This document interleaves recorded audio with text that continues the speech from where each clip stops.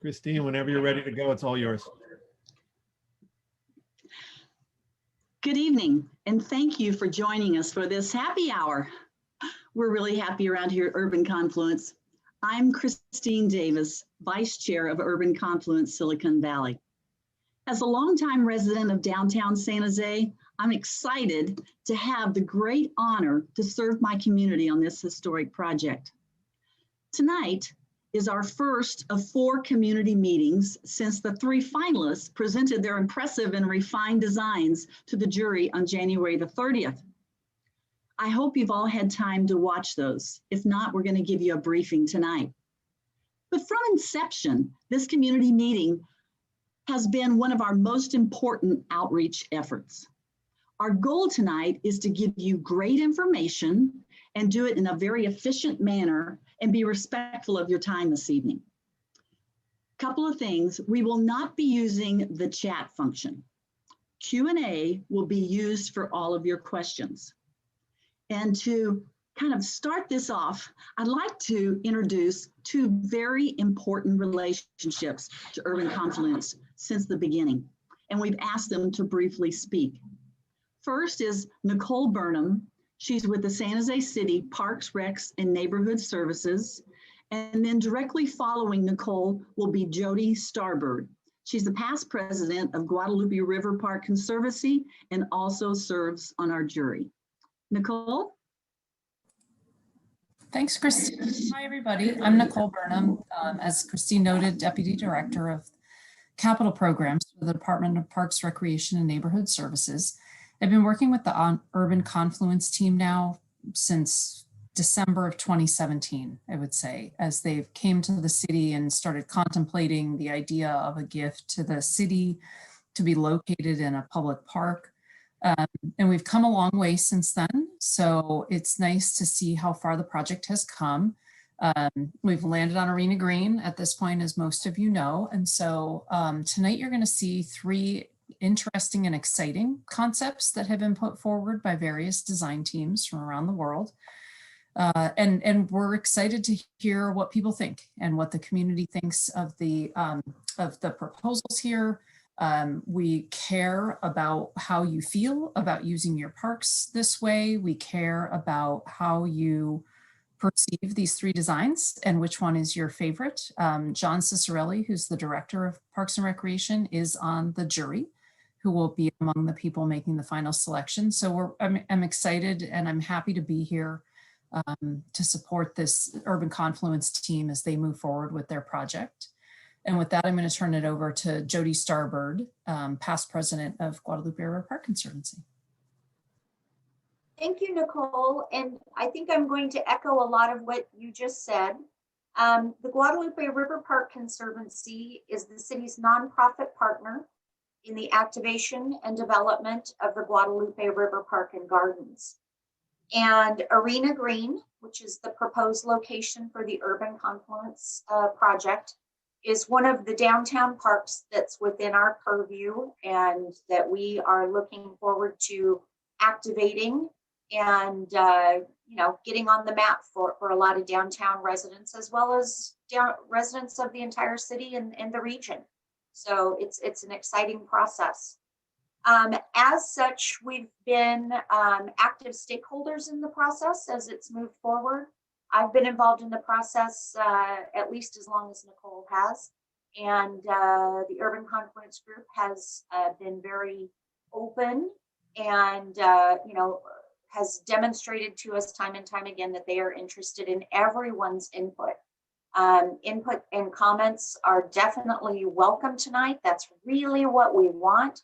The Conservancy is often involved in stakeholder processes as they go through the city, and this is no different. So we are very interested in what you have to say. And I can tell you that as a member of the jury, the jurists are also very interested in what you have to say.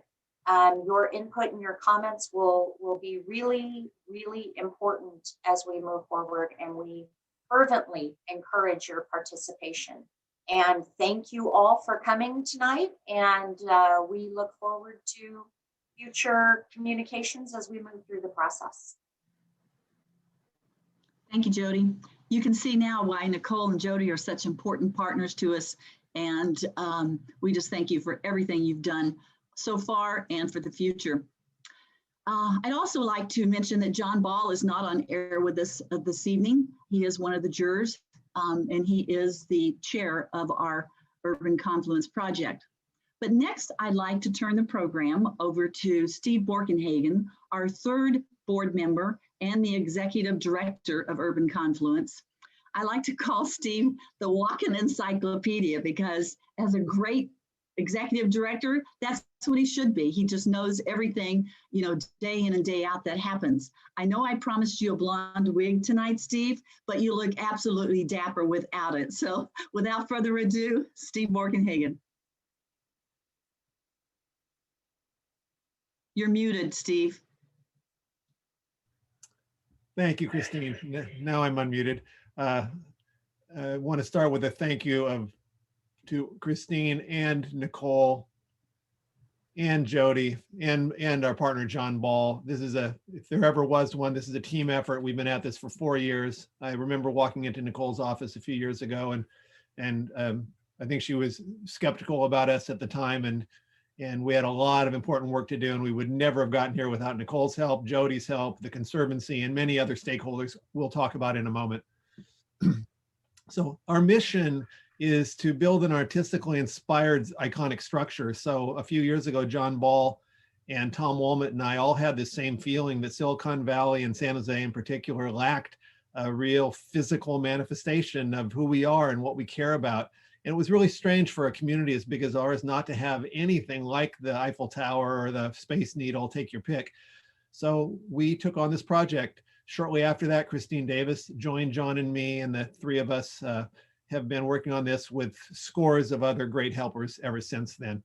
We want this to be a world-class destination where we are definitely not holding back in any of the work that we're doing. So some people ask, why would you do an artistic, iconic project like this in the time of COVID?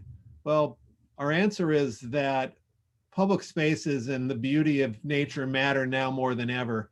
Remember, this is a park. It's a city park. It will always be a city park.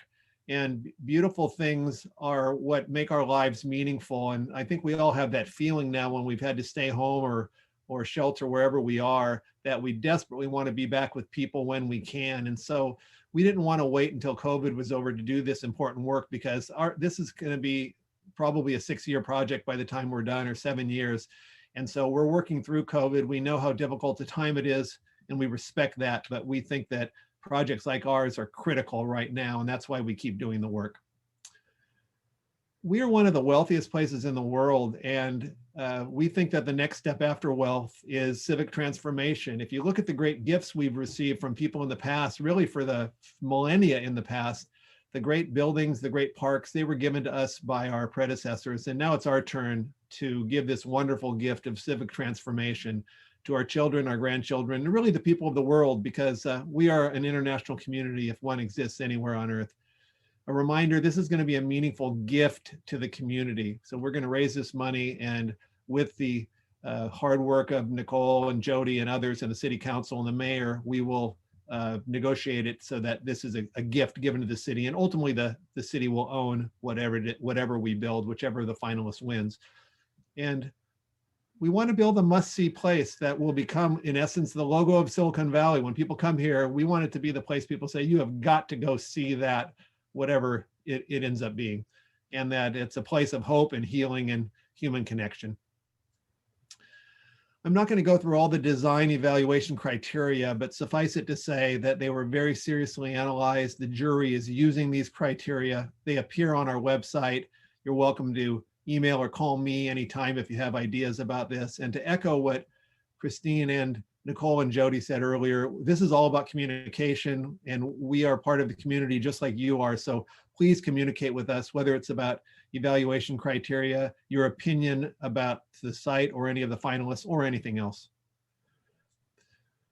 So the site is Arena Green at Guadalupe River Park and Gardens. And as mentioned earlier, the Conservancy is they're the stewards of this park. They're the partner, the nonprofit partner of the city in activating not just Arena Green, but the entire Guadalupe River Park and Gardens.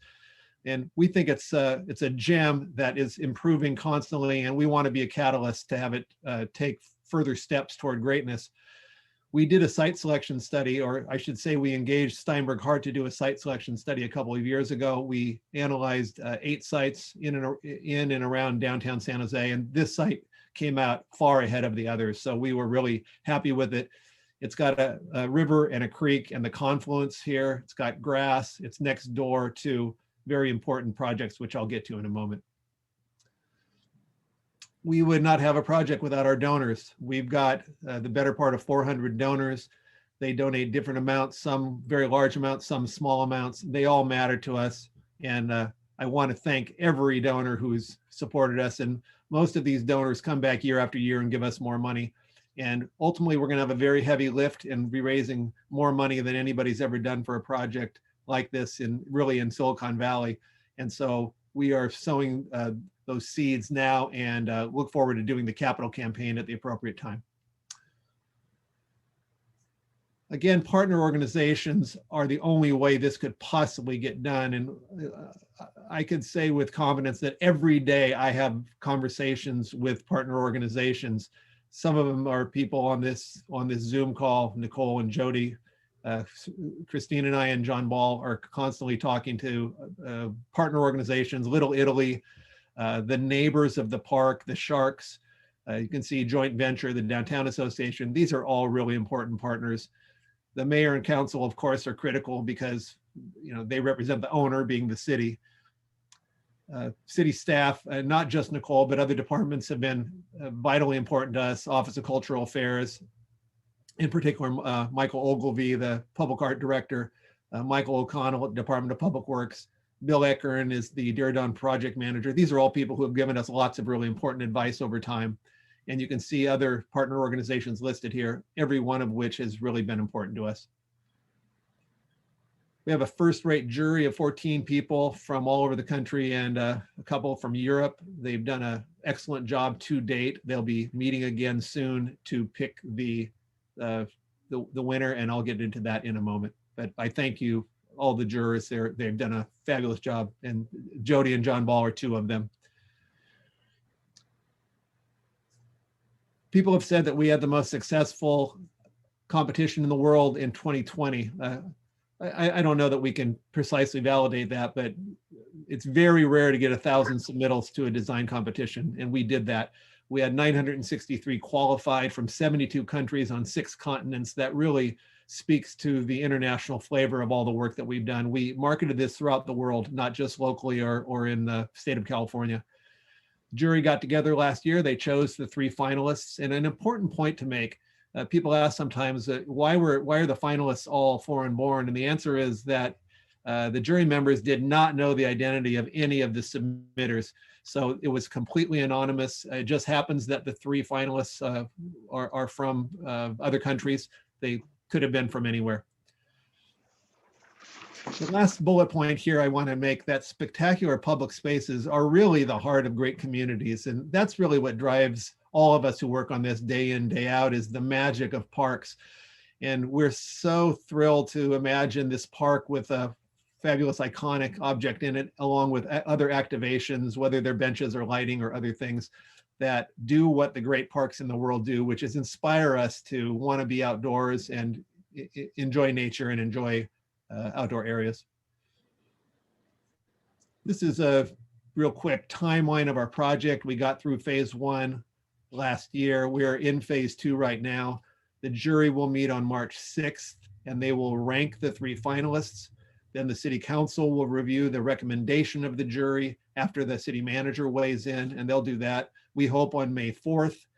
Then we'll go into pre-construction, including permits and such, and also run a capital campaign. Then we'll be in construction, and finally we'll be in the operation and maintenance phase in a few years. We came up with the idea of having this be a gift. So this will be the largest gift in the history of the city of San Jose, and we hope that all the citizens in the city get behind us and love what we're doing, because we certainly have great passion for it. And a reminder to everyone, the park will always be a park. We are simply going to be giving this as a gift to the city. And then the park will then include this landmark that we build. We want it to be a spectacular urban gem. This park has so much potential, and Jody and Nicole and others continue to work on it, and we just want to be part of that team to really create a fabulous park across from SAP Center. We will not have an impact on public services. Oftentimes people say in the time of COVID, we should be spending all of our resources on feeding the hungry and housing the homeless and such. And I can tell you with certainty that all the people on our team support all of those things, but we don't see it as an either or. We see it as a both and. You know, we all eat food daily, but we also listen to music and look at beautiful art, and it's all part of a rich life.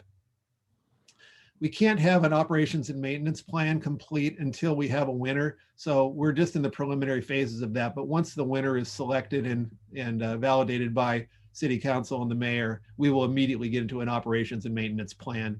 And we kind of had dumb luck in our timing of all this. When we started talking, a lot of the developments in and around Arena Green were really not yet planned. And so the fact that Google Downtown West, probably the largest development in the history of San Jose, is going to be happening literally right across Santa Clara Street from us. The Diridon Station and BART plan are massive plans, and just having BART is going to be a magic moment for our city, I believe. And then taking developers, including J. Paul and Adobe, the Sharks, Gary Dilbo's group, Urban Catalyst, and others, the fact that all this development's happening, it all speaks to the growing excitement in and around downtown. And we believe that the epicenter of our city is going to shift slightly to the west. And really, we think it will end up being Arena Green with whatever landmark we end up building. With that, we are now going to show you brief videos. This is going to take about 15 minutes for the 3 videos combined. If after this you want to see them again, they are available on our website. And so with that, here are the 3 videos of Breeze of Innovation, Welcome to Wonderland, and Nebula Tower.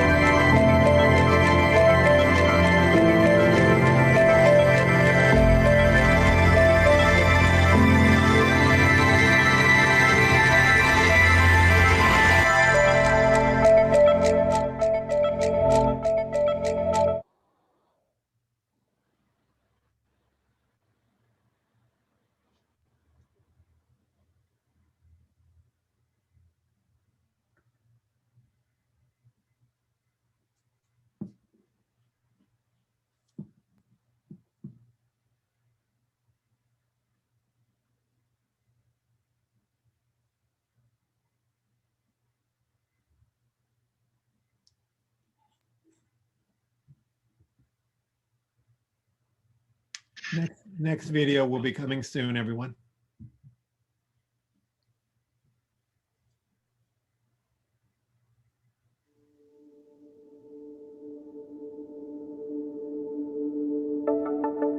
Welcome to Wonderland is a realization of surreal literature. The experience transports you into a fictional character that challenges your cognitive ability. Silicon Valley has long been known for pushing boundaries in technology. The Welcome to Wonderland team is incredibly special. Companies that make up our team have experience designing and building complex and iconic structures around the globe. The multi-scaled flora is packed into a huge figurative imaginary box measuring 100 feet wide by 225 feet long and 200 feet high. The structural system of Wonderland is a fusion of traditional framing integrated with an organically geometric composition of support for the gigantic flora. The entire biome of Wonderland is anchored to the earth at the central elevator and stair tower through a structural steel-braced frame system. We have analyzed the constructability of the piece and have proved out the elements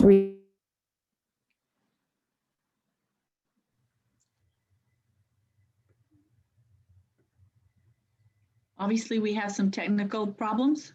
Yeah, Mike Hubert is fixing the technical problem. We apologize. The video to Welcome to Wonderland will start momentarily.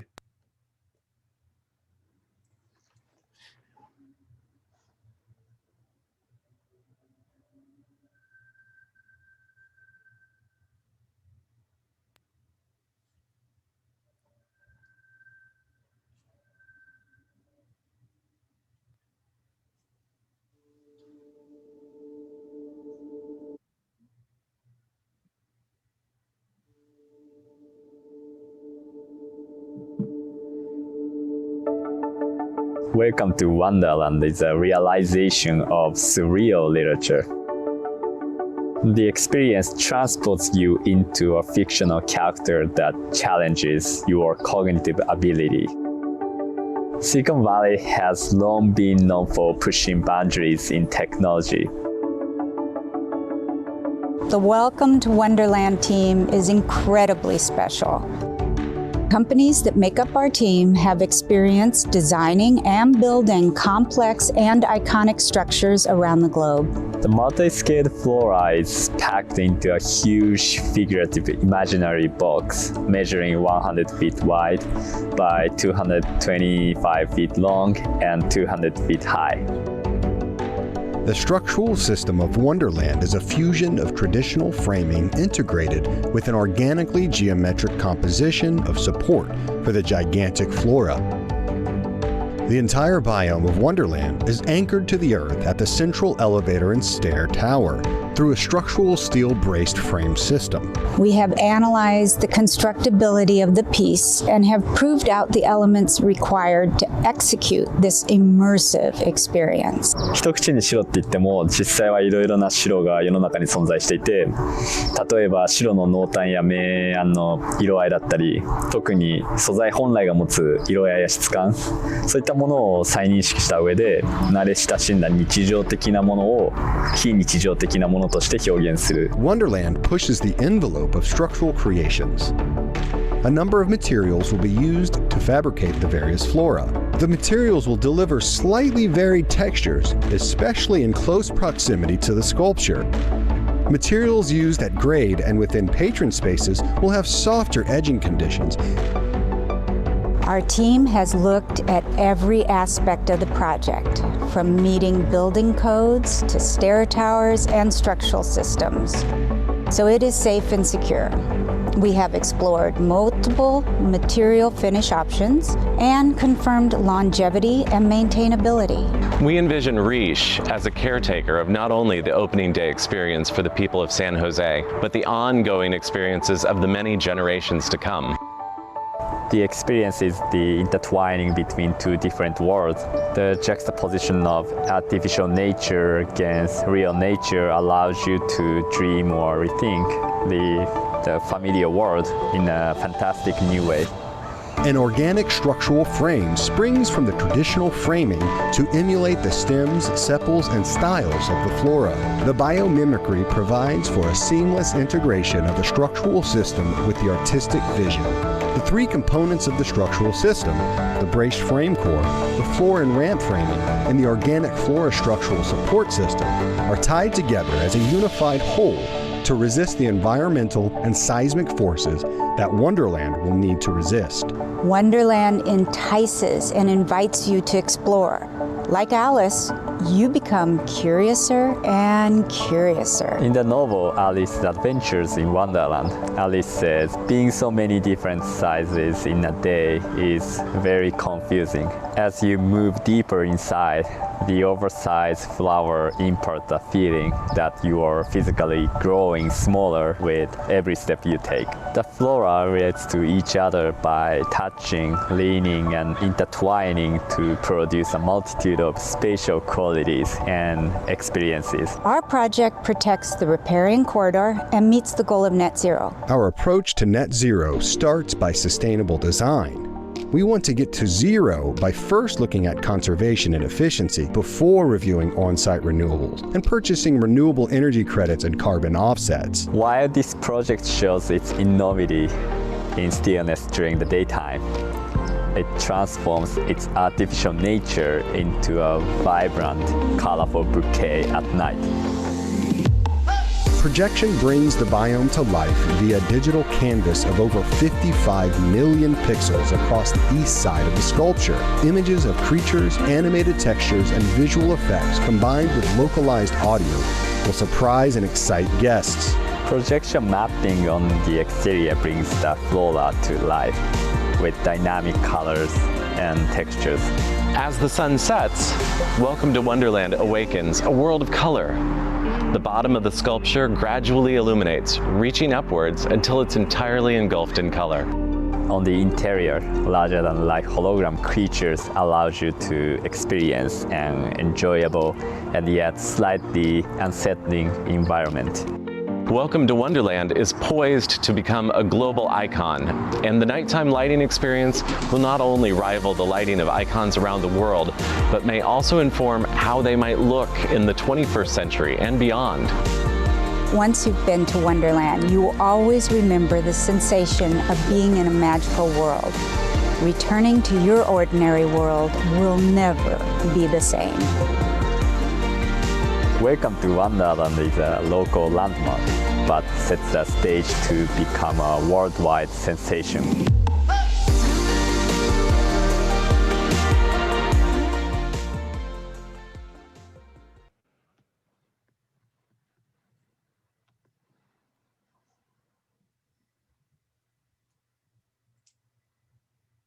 Next will be the Nebula Tower.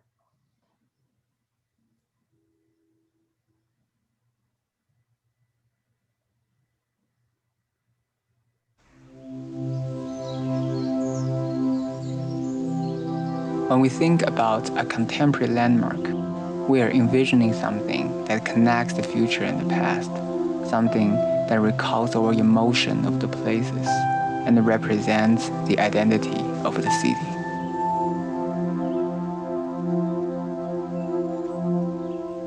A nebula is a massive cloud of dust and gas between stars acting as a nursery for new stars.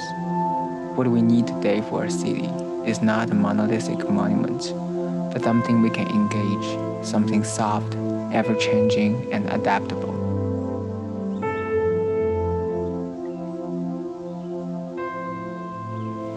As a great historical icon, the old San Jose Light Tower rendered the visionary courage of the pioneers of the city. Although the city is depicted as a techno-vision hub today, we would like to remind people that our city is built and evolved from generation to generation.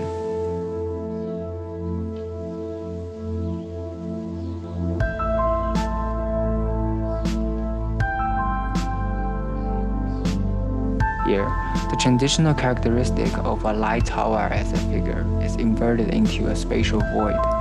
How we behold it becomes more nebulous. It's like your memories, They may look ambiguous, they may fade away, but they will unfold at a certain moment.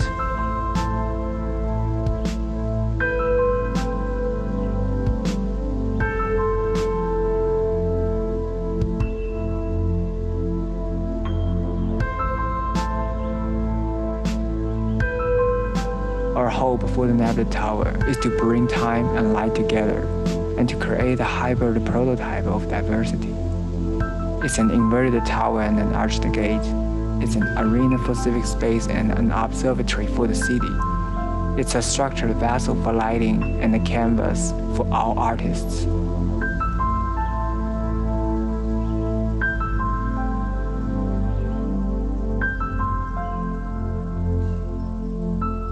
Our collective memory and our imagination are the bridges of our innovative spirit and our city. And those are what enable us to transcend the time and explore things beyond the boundaries.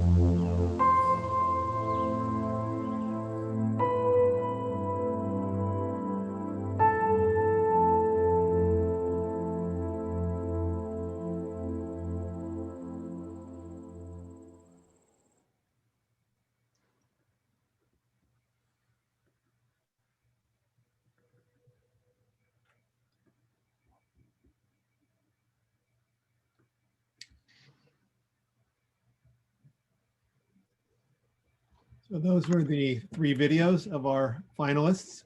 We will now go into Q&A. So anyone with questions or comments, please put them in Q&A and we will answer them as quickly as we can. There are comments about various of the 3 being one's favorite. A lot of questions so far in Q&A. There aren't too many, but the ones that we've gotten are largely around safety and cleanliness. I will point out that we are at a point in the competition where the 3 original designers spent the last 4 months or so developing teams, and those teams have between 15 and 45 people on them. We're dealing with everything from mechanical systems to safety to operations and maintenance. Safety in particular will be a huge focus of all of our work. I want to reassure everyone that we are not going to build something unsafe. So if you see images that look like they would be impossible to be safe, we will figure out a way to make them safe or we would never build it. So that's my comment about safety, but also in terms of maintenance, all of the work Christine and I and John have done is all about creating a really pristine park that's perfectly maintained, clean and beautiful.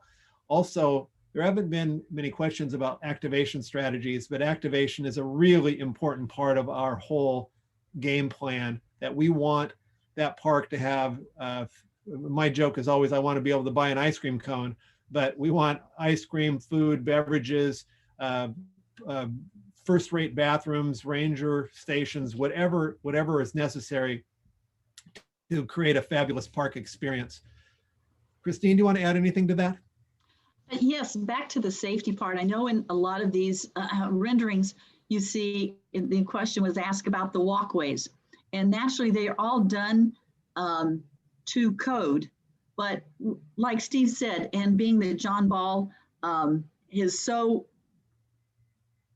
much experience in building and stuff like that, we really feel that we want to go beyond code. We know we don't have a blind's eye or a deaf ear to some of the problems that other icons have had with people jumping off or et cetera. So again, like Steve said, safety is really key to us. We don't want this to be a negative in our community. We want it to be positive. We're thinking through all of those different situations and how we can improve that. A lot of that will come in phase 3. Once we have one winner, we will thoroughly go through that design and make sure all those things are captured.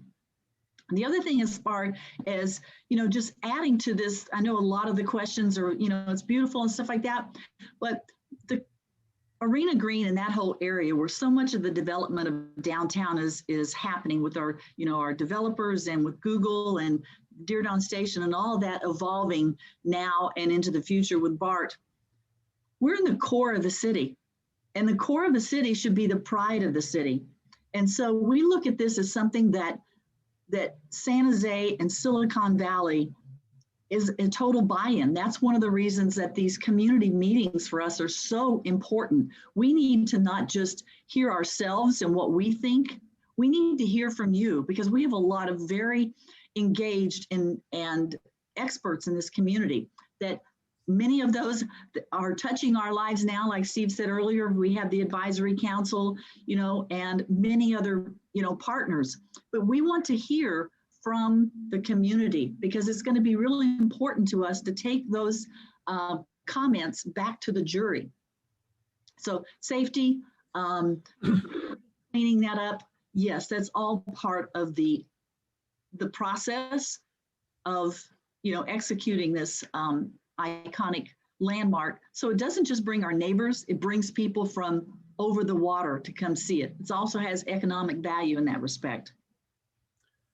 Thank you, Christine. In fact, this whole economic development component, we believe sincerely that we're going to be one of the great economic accelerators that's ever happened in our community, and that everything that happens in and around that park is going to lead to greater business for anyone in and around downtown.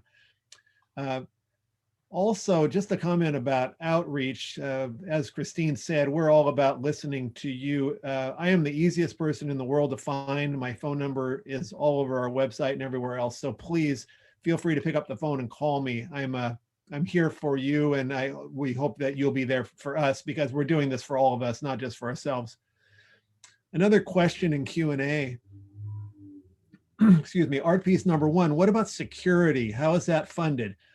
Back to the funding, we are going to raise the money for this. We may end up with an endowment that would handle the ongoing expenses through time. So we are not asking the city to fund any of this.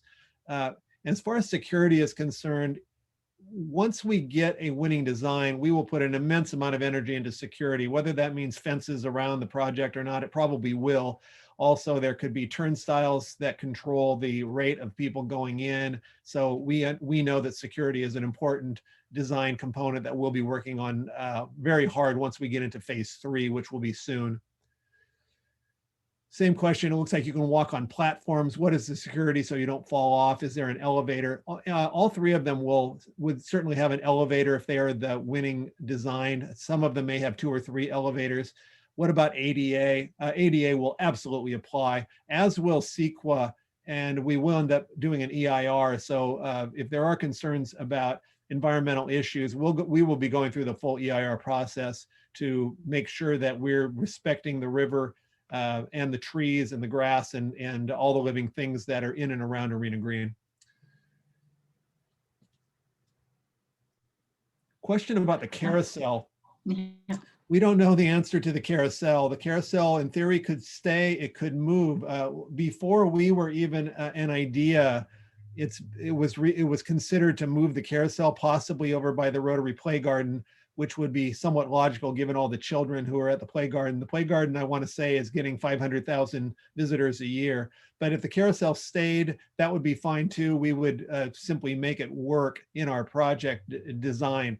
We have not gotten to the activation phase yet, other than preliminary ideas with the 3 finalists. So once we have a winner selected, then we will be doing a micro analysis on the entire park about things including the bathrooms, the carousel, and other activation strategies. What happens when there ain't no wind for the wind-powered one? It'll just be dark.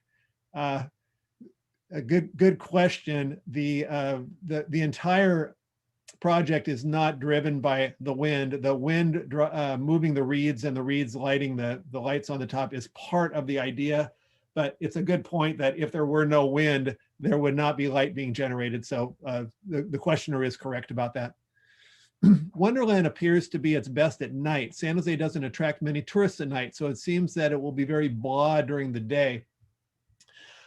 One of the criteria that the jury is going to look at is daytime versus nighttime activation. So what the questioner says may very well be true. So we're certainly looking for a landmark that has both excitement during the day and also after the sun goes down. You'll notice also that in all 3 of the designs, they've incorporated a bridge or a connection from the west side to the east side of Arena Green, which we feel is very important in this activation process. You know, that park, again, the park will stay a park. And that's a real important part for our citizens of San Jose, is to have green space and a place to gather.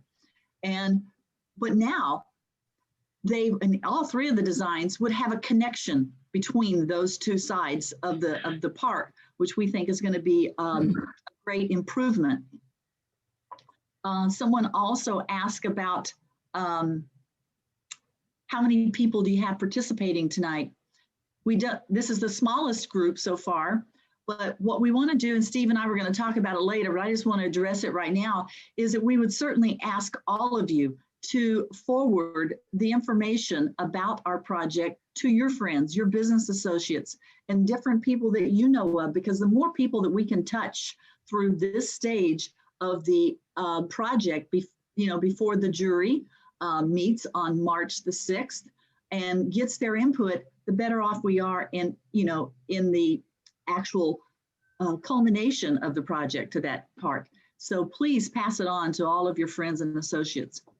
In fact, tell your friends too. They can call me personally, and I'm the executive director, and they can spend time learning about the project from me. We don't leave any stone unturned. Another question is, do the three finalists have any enclosures related to weather? It's a good question. You all know we have some of the best weather in the world, but we still have some rain and some wind. At least a couple of the three finalists have areas on the top to either have food or beverage or both. And once we get to phase 3, all of them could end up with some kind of enclosures. I just want to remind everyone that there are phases. The first phase was an ideas competition. The second phase has been for engineers and architects to really put a lot more detail into the plans. And then the next phase will be to truly do plans, starting with schematic and then working its way all the way to full plan sets. But weather is certainly something that will be considered. Forgive me, I'm just reading some of the questions.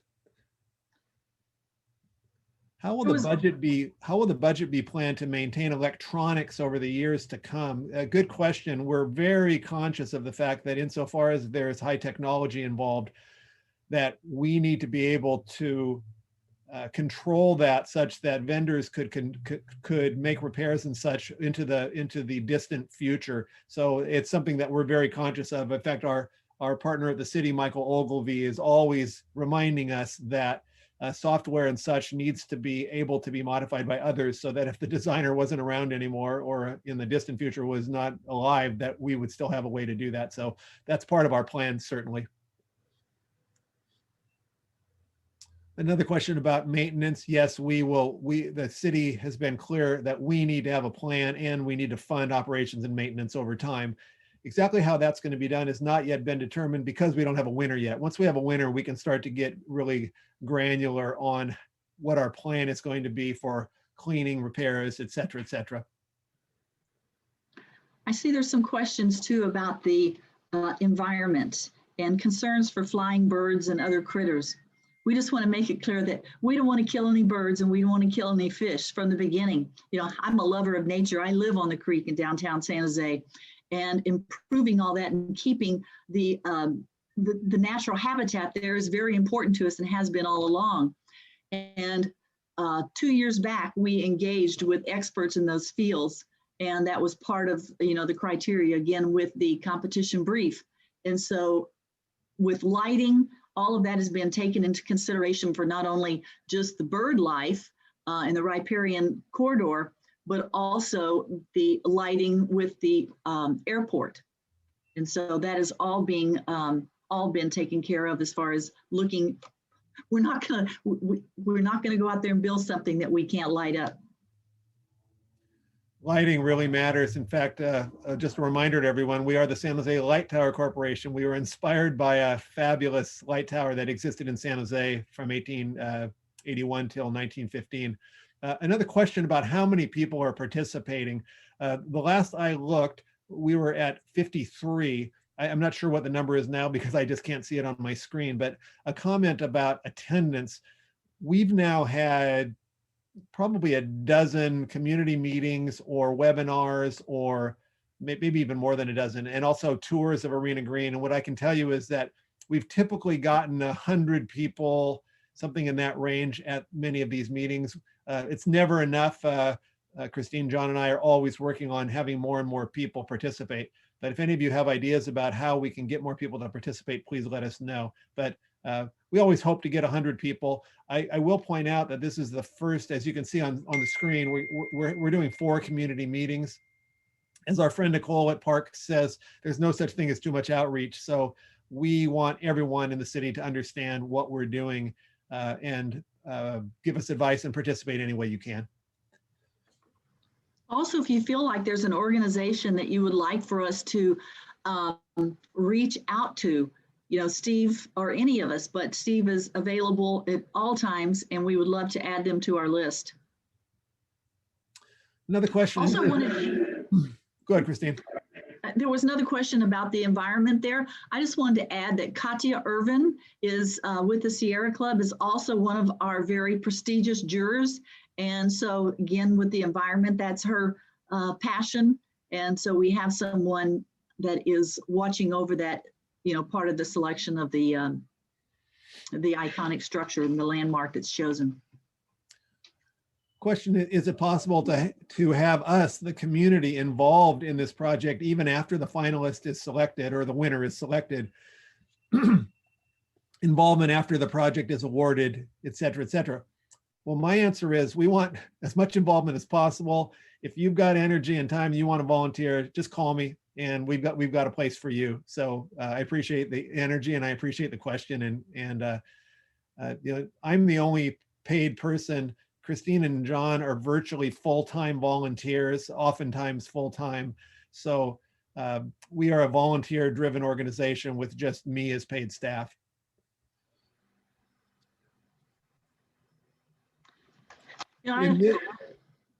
Christine, go ahead. Also, and I really appreciate that offer to how can we help, because you know it takes more than just a village. It's going to take a large village, and the more that we can grow with people that back us and the people that you know, we know someone and they know someone and they know someone else, and so we need you desperately. You know, it's going to take a lot of asking. So far, we've been very fortunate that the financial support that's been behind us to get us to where we're at today. Everyone that's been in any sort of philanthropy or tried to put on, you know, a project like this together, it doesn't, you know, just happen. It takes money behind it, and this is all private money. And so when we're asking those to help us, many of them have financial resources and some of them have time, and then some of them know people that have additional financial resources. So all of your assistance in all those areas is greatly appreciated as we move forward. Another question about concern for birds and other creatures, and Christine largely answered that, but yes, we already had a biology study done and a lighting study, and the teams have biologists and lighting experts on them. So these are things that we're working on an ongoing basis. We have no interest in being bad stewards of the environment. Also, as Jody Starbird said at our community meeting we had before COVID, she announced that she is the environmental police on this project. So it's been a really great thing for us to have Jody. And if we ever do veer off track, she's always there, along with Nicole at the city, to help us if necessary. But we have no interest, as Christine said, in killing animals or causing any problems to the river. One of the projects appears to have an quote unquote arena area. I believe it had a piano there. Is there intent to activate for entertainment as well? That's a good question. I certainly hope that entertainment activation is part of the overall strategy. There could end up being some kind of an amphitheater. The bridges will offer various opportunities. What I'll say is that we don't have incredible detail on that yet, and that will happen in phase 3. So regardless of who wins, that's when our team and the winning team will really become one design team, and we will be trying to include as many exciting strategies as possible. Music certainly being among them. Just to add to that too, Steve, each one of the current designs has public space within it. several of them that they, for art displays or for, public events, gathering, and private events. One of them has an enclosed area at the very top, the viewing area that is all enclosed and will be, for dining or rentable for events. So yes, entertainment. And I believe that the stakeholders around Arena Green, Little Italy, the Sharks, they're all looking forward to the improvement in that whole area that's going to bring that much more entertainment opportunities.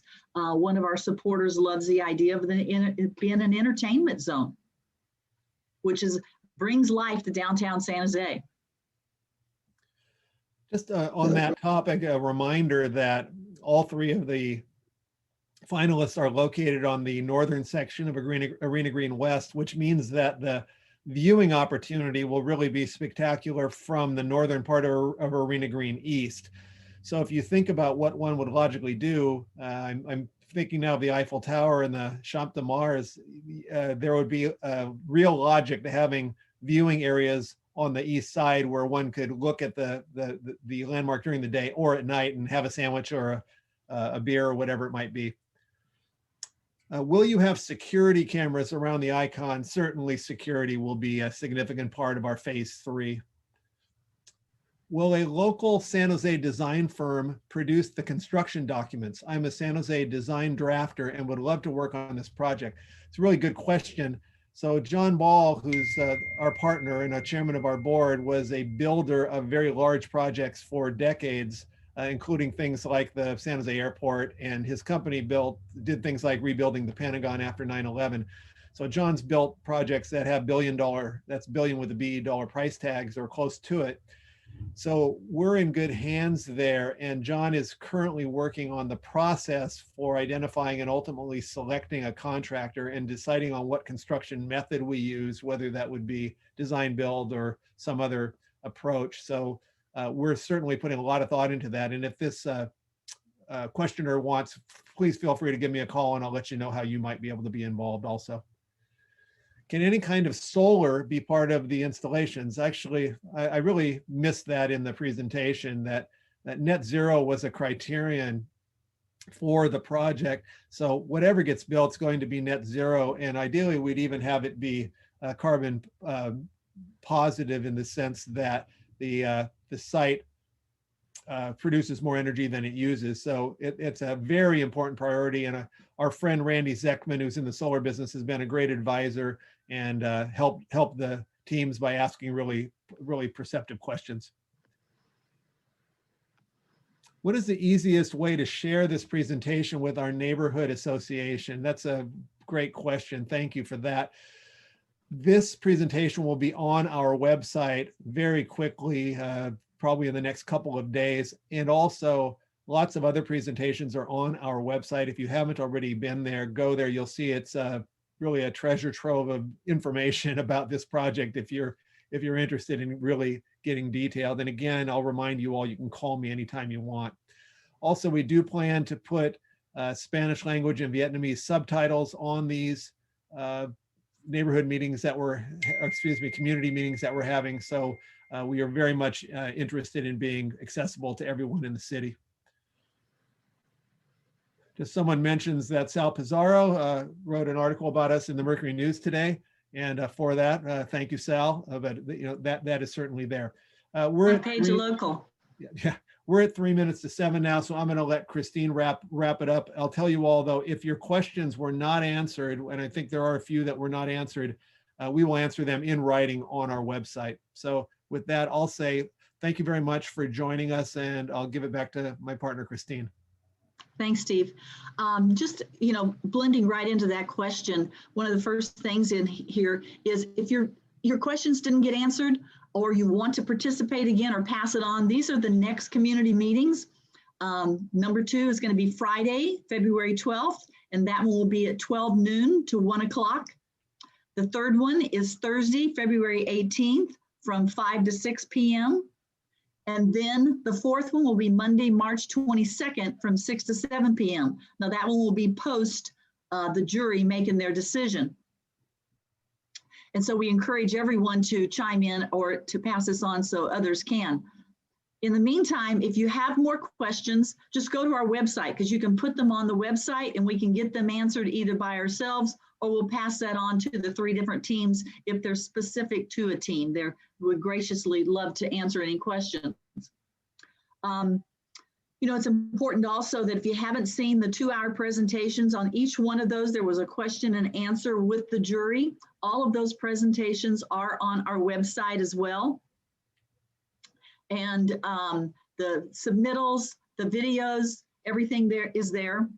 The one thing that we also have not talked about here, but we want to make sure that we have accommodated everyone. And if you have a special request for some sort of an alternate format, please let us know because we want to make sure. Steve mentioned the different languages, but if there is a, you know, a blind or some sort of a hearing, please let us know and we can accommodate that.